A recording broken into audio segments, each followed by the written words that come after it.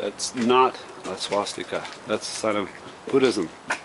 The Nazis stole that symbol and made it into a swastika, but that's the original symbol, and it's the complete opposite of any Nazi beliefs. Now this particular building here, it's a fortune tellers. So there's Buddhist fortune tellers, and I don't think Christianity approves of it. Now over the years shooting Mike in Korea, I've got a lot of people who said that these areas that I'm shooting now have no historical value to them, and I tend to disagree. I've lived here for like 4 years. These buildings are anywhere from 20 to 40 years old and were built very hastily and throughout very unsafely.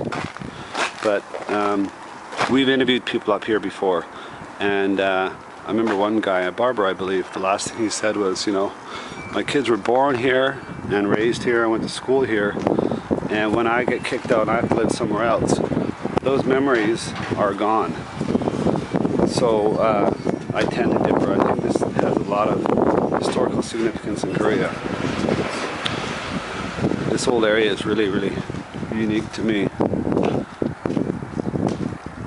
And again, this will be gone in about 2 years.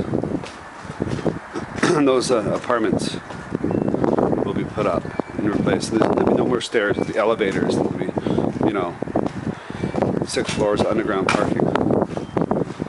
And you won't be able to see this anywhere in this peninsula. And I'm not sure if this trend seems to be in other Asian countries, but as Korea becomes more modern, these start to go down faster.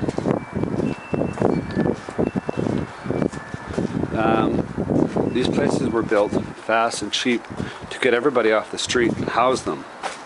You know, after the Korean War, things were bad, and even in the 60s, things were really bad. So the president just said, okay, let's just build all these houses. A lot of people say that they're eyesores, and that's a warning that places are going down. A lot of places, people say these are eyesores and they're dangerous, and you're cold in the winter and hot in the summer, but people still oppose, people who live here, they oppose these going down.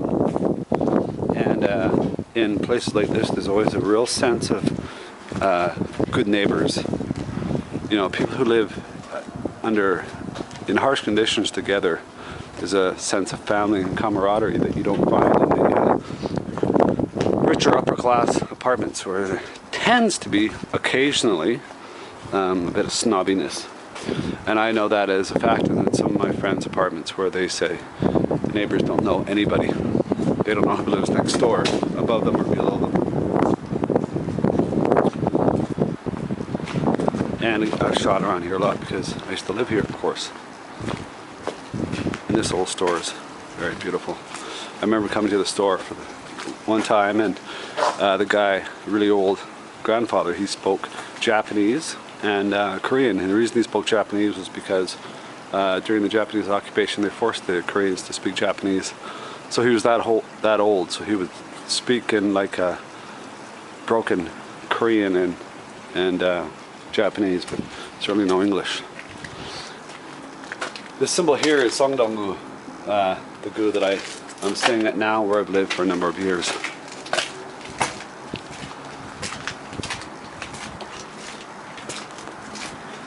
I wish I could ask some people, I wish I had a translator here, or that I could speak Korean well enough that I could prove my point, that these people would much rather stay here, and the years that they've been here have been not only important, but pleasurable.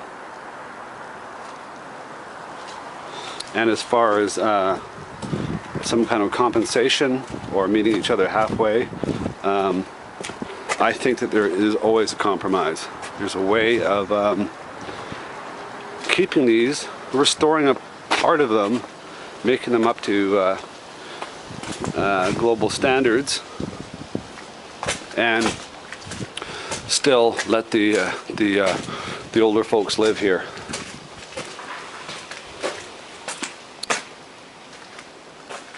There's always a compromise. Things are not black and white. That's certain. It's sad that I wanted to shoot some videos of some houses that where people had been kicked out already when I was here. You know, it's just 6 months ago. Just before I left, I took a whole bunch of videos in here.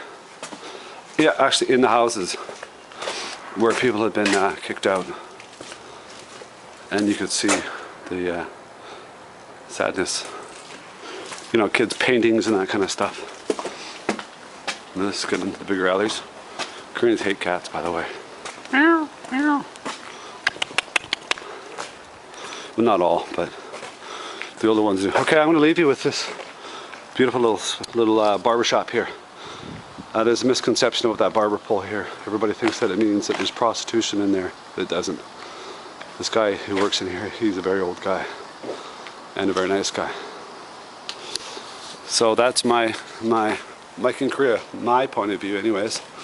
And I'm locked in my house all day working on the computer, arranging schedules, getting schedules and things like that. It's 1:30 now. 28th of this month is running out. I start shooting on, oh god, yeah, got my juice. Start shooting the first weekend of February, so I'm quite psyched. So I'm gonna go for a bite to eat and I'll talk to you soon. Bye for now. I'll talk to you in a bit.